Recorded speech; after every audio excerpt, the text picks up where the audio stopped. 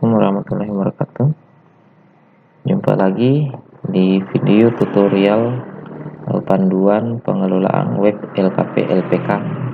Untuk video kali ini saya akan menjelaskan bagaimana caranya melakukan proses update, tambah, edit, hapus data instruktur dan staff serta data peserta kursus dan alumni.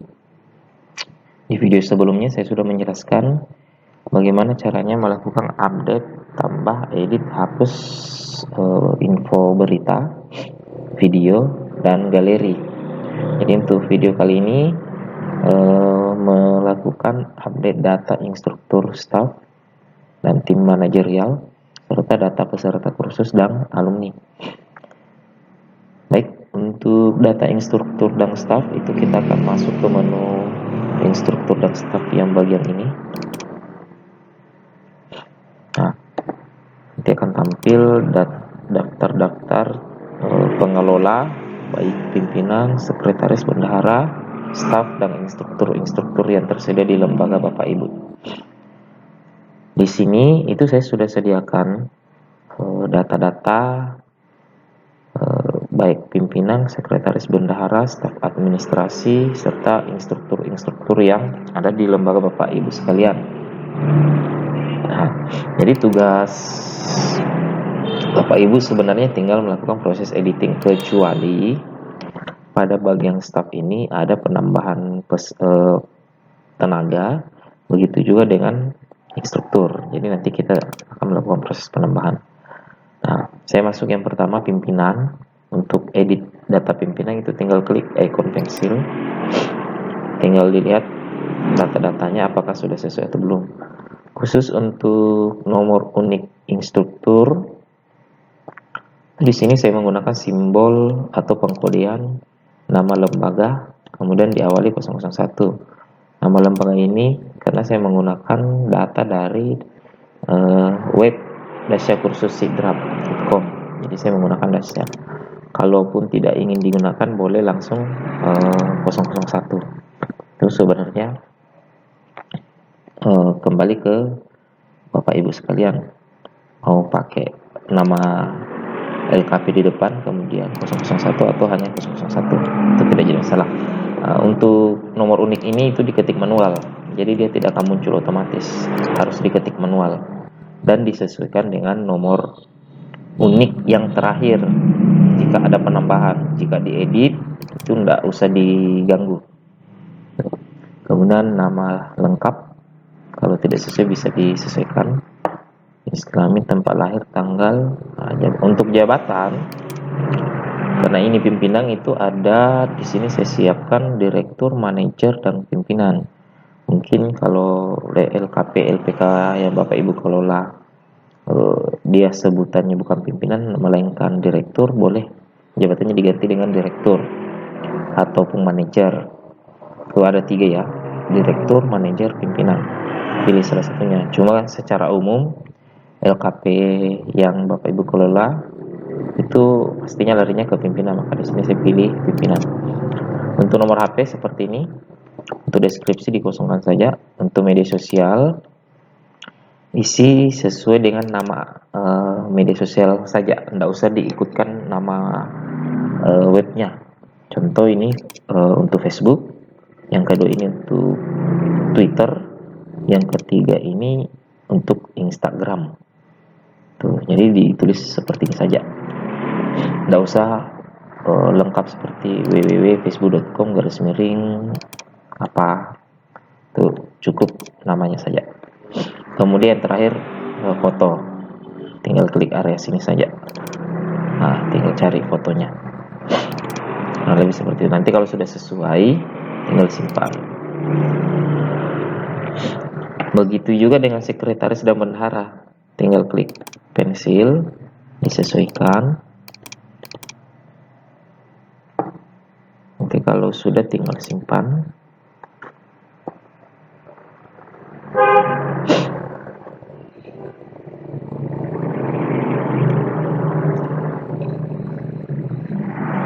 Bendahara juga demikian, tinggal disesuaikan. Kalau sudah sesuai tinggal simpan. karena data pimpinan, sekretaris, bendahara itu saya sudah sesuaikan berdasarkan struktur organisasi yang saya minta sebelum atau pada saat proses pemesanan web kemarin. Nah, yang perlu penambahan mungkin di bagian staff ya, karena di staff ini ada beberapa jabatan. Kita lihat dulu. Ini staff, nama staff pertama. Nah, untuk staff ini mungkin ada di bagian pemasaran, pelatihan, sertifikasi, dan staf. Jadi ada beberapa jabatan. Jadi kalau di lembaga Bapak Ibu semua jabatan ini terisi, ada pengelolanya, itu tinggal dilihat berapa jumlah stafnya, apakah di bagian pemasaran 1 orang atau 2 orang. Begitu juga dengan staf. Tapi biasanya kalau bagian pemasaran itu hanya 1 orang. Ini juga 1 orang, ini 1 orang. Ini yang banyak. Nah, karena ini 1 banyak. Anggaplah ini 1, 2, 3. Kemudian di sini ada sekitar 3 orang lagi. Berarti totalnya ada 6. Sementara di sini saya cuma siapkan 1, 2, 3. Otomatis hanya habis terbagi ke bagian pemasaran, bagian pelatihan, bagian sertifikasi. Otomatis untuk staf administrasi ditambah lagi. Nah, mungkin bisa kita tinggal editnya kayak gini. Anggap saja staf ini pemasaran, simpan. Yang ini bagian pelatihan. Nah, yang ini bagian sertifikasi. Jadi namanya tinggal disesuaikan saja data-datanya. Nah, ini sudah terisi semua. Nah, untuk staf administrasi mungkin kita bisa geser data instruktur ini turun ke bawah. Jadi yang awalnya Jum Raudah SPD ini adalah instruktur, nanti Jum Raudah ini turun ke bawah, Siti Aisyah ini turun ke bawah, begitu seterusnya. Jadi kita tinggal proses edit. Ini menjadi staff. Nah, ini lagi yang menjadi staff.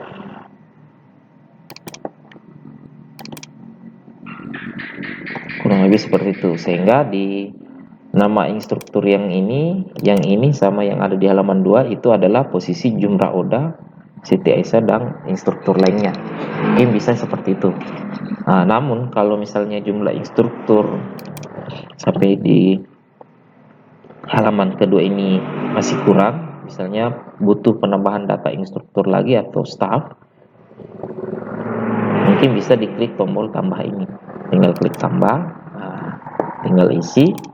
Nah, untuk kodenya ini tinggal mengikuti kode yang terakhir. Nah, ini karena dia adalah data yang terakhir, data 00012, berarti dia Lasya 013. Tinggal tulis nama, jenis kelamin apa, tempat tanggal lahir, pilih jabatannya apa. Misal ada data keamanan atau kebersihan, boleh lebih seperti itu, tinggal simpan. Nah, ini tinggal isi strip saja. Jadi halaman berikutnya sudah ada data keamanan. Oke, kurang lebih seperti itu. Untuk menghapus itu bisa tinggal klik tong sampah, dihapus ya. Nah, secara otomatis datanya hilang.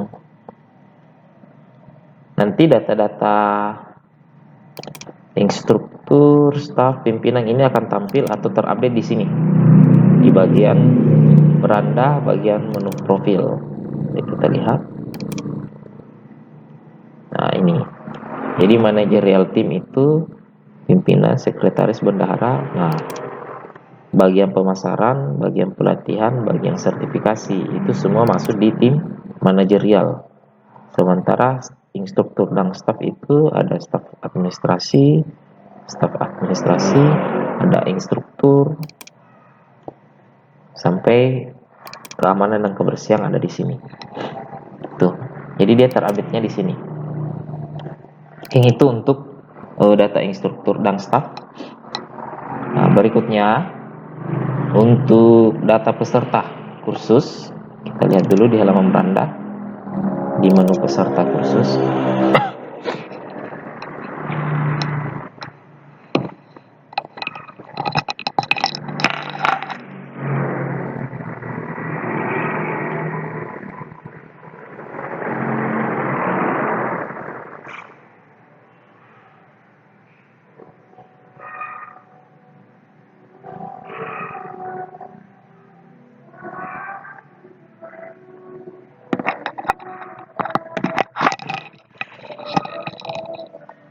Di peserta ini di halaman beranda nanti akan tampil dua, peserta kursus yang masih aktif atau masih melakukan proses pelatihan dan peserta kursus yang sudah selesai atau biasa kita sebut alumni. Jadi datanya nanti akan tampil di halaman sini. Nah, bagaimana untuk mengelola datanya? Untuk mengelola datanya kita ke menu peserta. Ini data peserta. Nah, di sini datanya kebetulan masih kosong. Jadi saran saya cuma memberikan dua pilihan. Apakah Bapak Ibu sekalian ingin menginput data peserta kursus dimulai dari tahun berdirinya lembaga kursus Bapak Ibu atau dimulai dari tahun 2020? Tuh, jadi ada dua pilihan. Mau input data peserta kursusnya mulai dari awal berdirinya lembaga kursus yang Bapak Ibu kelola, boleh. Mau dimulai dari tahun 2020 tahun ini juga boleh. Cuma saran saya, kalau kita menginput mulai dari awal berdiri, itu kerepotannya adalah di proses inputnya, karena diinput mulai dari peserta paling pertama setiap tahunnya. Nah, jadi untuk saran saya justru jauh lebih mengarah ke tahun 2020. Tuh, jadi alangkah bagusnya kalau kita menginput data peserta kursus yang mulai tahun 2020 saja. Ini 2020 sudah lumayan cukup banyak mungkin bagi lembaga Bapak Ibu, karena sekarang sudah bulan Agustus, mungkin sudah ada lebih ratusan atau puluhan ya. Ini paling sedikit puluhan lah. Nah, bagaimana cara menginputnya? Tinggal klik tombol ADD peserta kursus di sini. Nah, di sini dia akan minta data nomor induk peserta kursus atau NIPK. Nah, di sini boleh diisi sesuai dengan nomor induk yang ada di buku induk peserta kursus. Misalnya di buku induk peserta kursus yang Bapak Ibu kelola, semua peserta kursus yang masuk di tahun 2020 itu diawali dengan 2020. Nah, karena dia misalnya adalah orang pertama, maka dia 001. Atau misalnya pakai tanda strip seperti ini, itu tergantung ya.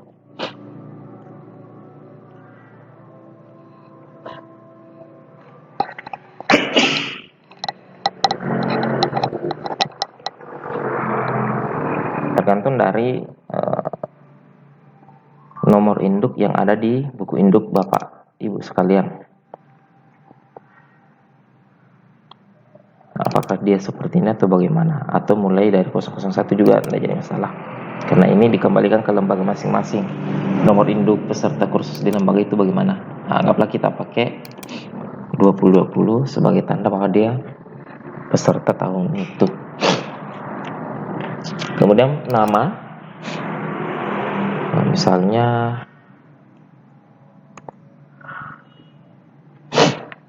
laki-laki. Nah, program kursusnya misalnya kecantikan rambut, tahun masuknya 2020. Nah, tinggal dikasih masuk foto.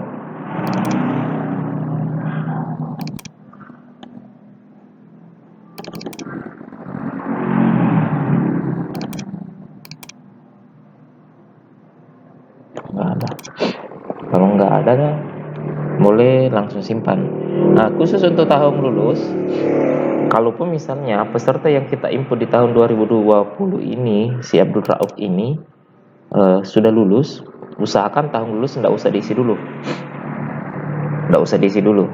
Biarkan dia statusnya kosong seperti ini. Nah, untuk foto kalau tidak ada bisa kosongkan, tinggal simpan. Jadi data pesertanya akan masuk di sini. Secara otomatis dia akan muncul di sini. Walaupun dia sudah lulus ya. Ini kita belum melakukan pelulusan, kita input saja dulu. Berarti masuk 002. Misalnya Amina, nanti tahun masuk, simpan. Kemudian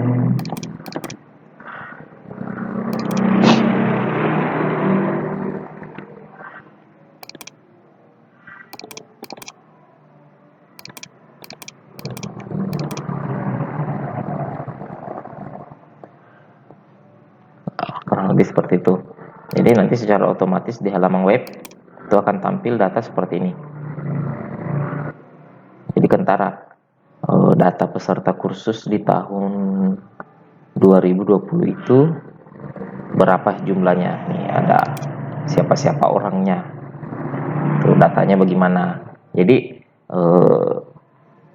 mulai dari Dinas Pendidikan, Dinas Tenaga Kerja itu akan lebih mudah menelusuri bahwa lembaga yang Bapak Ibu kelola itu di tahun 2020 misalnya itu ternyata memiliki data peserta kursus sebanyak berapa orang, laki-lakinya bagaimana, perempuannya bagaimana, kursus apa saja, itu bisa tertelusur. Sehingga secara real time data ini akan terupdate terus. Kurang lebih seperti itu. Nah, bagaimana dengan si alumni?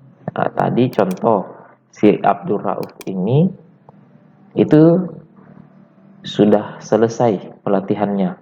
Nah, karena dia sudah selesai, bisa kita tinggal klik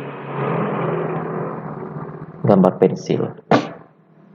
Jadi kalau semua data peserta kursus sudah selesai diinput, sekarang langkah berikutnya adalah kita pilih semua data peserta kursus yang sudah dinyatakan selesai pelatihan, itu kita pilih satu-satu.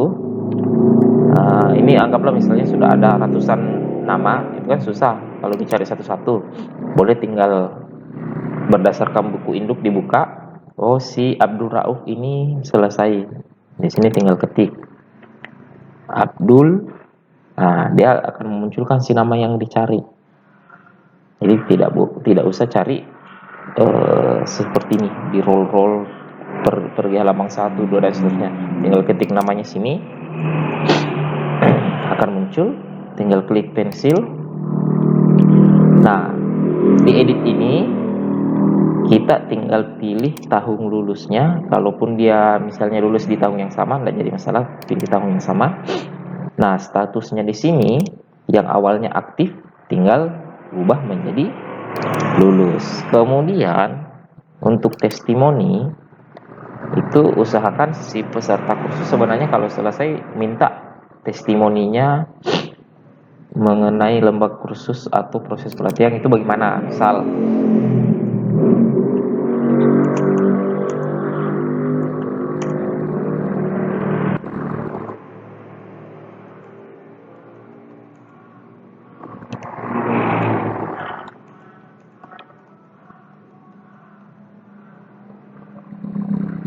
kursus di Dasya bisa dapat banyak pengalaman dan keterampilan seperti itu.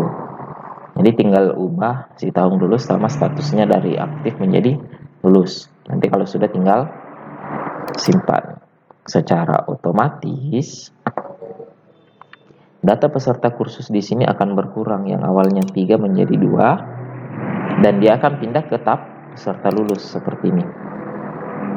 Jadi dia akan pindah. Nah, bagaimana tampilannya di halaman beranda? Secara otomatis pun dia akan pindah nih ke posisi tab alumni. Jadi tertelusur lagi, oh peserta kursus dari LKP LPK Dasya yang sudah lulus itu sekian dan tahun lulusnya ini, kurang lebih seperti itu. Nah, kemudian tidak menutup kemungkinan juga di pertengahan jalan ada salah seorang peserta kursus kita yang tidak melanjutkan lagi pelatihannya sampai sekian lama. Nah, itu bisa kita bilang pesertanya keluar dengan tiba-tiba tanpa pemberitahuan atau bagaimana.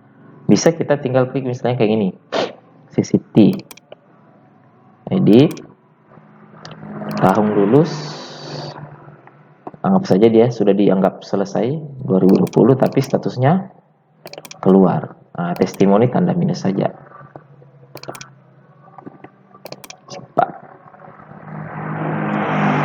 Nanti secara otomatis hilang, kemudian dia akan pindah ke keluar. Tapi tidak akan berpengaruh sama data peserta yang ada di alumni. Namun di peserta aktif dia akan berpengaruh. Yang awalnya ada safety, nah dia akan berkurang. Tapi alumni juga tidak akan berubah karena dia pindah ke data peserta keluar. Nah, data peserta keluar ini itu tidak akan dipublish karena ini kan takutnya membuat nama lembaga negatif di masyarakat. Oleh karena itu saya di sini tidak akan menampilkan data peserta keluar. Tuh. Kalaupun Bapak Ibu ingin dia tidak keluar atau diluluskan saja, boleh dirubah saja menjadi peserta kursus lulus. Nah, misalnya tiba-tiba begini, di pertengahan jalan, tadi siapa yang saya ubah datanya ke keluar, harusnya bukan keluar tapi lulus. Oh, si Siti. Nah, boleh di sini itu tinggal diedit, ubah kembali menjadi lulus. Jadi boleh diedit, simpan. Maka keluarnya hilang, lulusnya bertambah, aktifnya tidak berubah. Kurang lebih seperti itu. Nah, seperti ini. Atau misalnya, kok yang aktif tinggal 1, dicek di lulus, bertambah, oh ini yang belum lulus, tinggal edit. Jadi si status ini menjadi aktif, tahunnya tinggal pilih. Kurang lebih seperti itu, simpan. Nah, maka dia akan kembali ke peserta aktif. Kurang lebih seperti itu. Atau misalnya tadi waktu tambah peserta, kenapa ada data peserta CCT? Ternyata double. Nah, tinggal dihapus. Nah, kurang lebih seperti itu. Jadi itulah mungkin cara pengelolaan dari data instruktur dan data peserta serta alumni di website LKP LPK.